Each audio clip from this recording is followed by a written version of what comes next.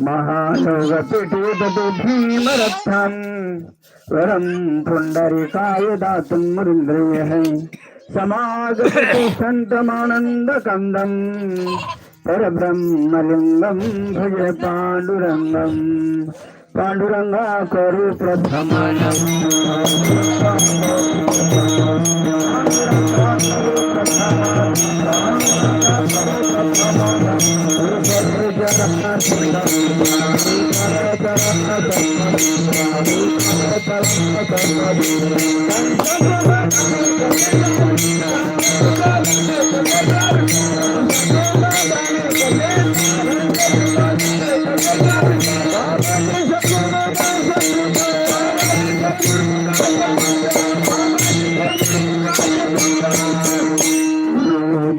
मारुततुल्यवेगं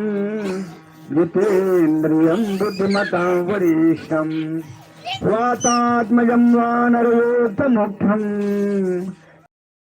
भूतं शरणं प्रपद्ये शरण शरण हनुमंता तुम्हा आलो रामदूता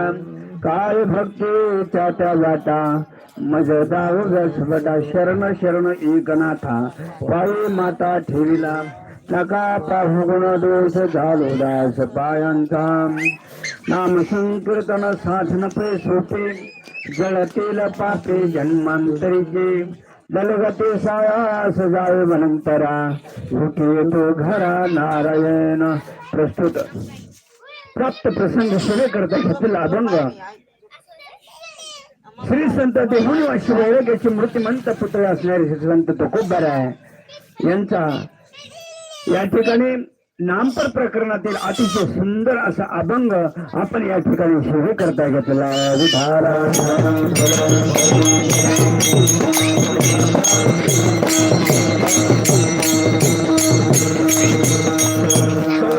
सोमनाथंगे श्रीशैल मल्लिकार्जुनम उज्जैनम महाकाल ओंकार रमलेश्वरम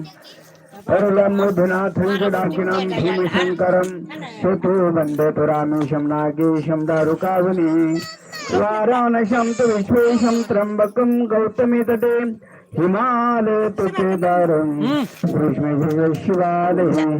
एतेन ज्योतिर्लिङ्गानि सायं प्रातः पठन्नरः सप्तजन्मकृतं पापं स्मरेण विनश्यति विठाला विठाला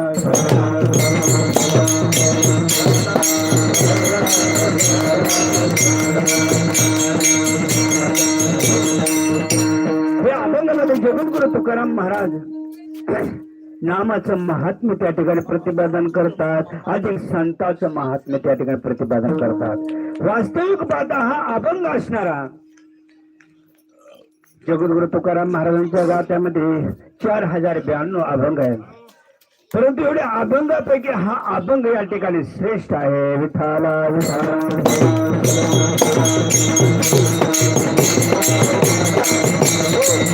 कारण की अनेक जणांना असा प्रश्न निर्माण होईल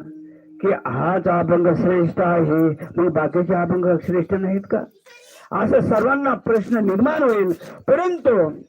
हा जो अभंग आहे या अभंगामध्ये जगद्गुरु तुकाराम महाराजांनी नामजादिक संतांचं महात्म्य या ठिकाणी प्रतिपादित केलेलं आहे कारण की दुसरे जे अभंग आहेत काय उपदेशपर असतील काय नामपर असतील ऐक नाही काय उपासनापर असतील परंतु हा अभंग असा आहे की या अभंगामध्ये जगद्गुरु तुकाराम महाराजांनी अनुबोध चतुष्ट युक्त हा अभंग या ठिकाणी विचलित केलेला आहे विठाला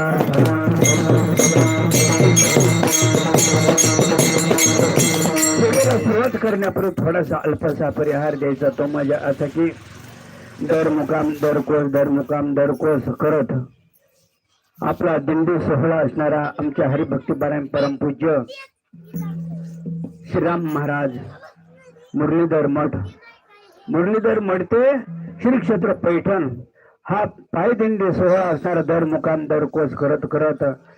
वाटाने भगवंताचं नामचिंतन करत करत तुम्ही आम्ही खेळी मेळी गदा ऋणी आनंदी ऐक नाही या नियमाप्रमाणे आपण सर्वजण असणारे भगवंताचं नामचिंतन करत आणि पैठणच्या दिशेने नाथबाबांकडे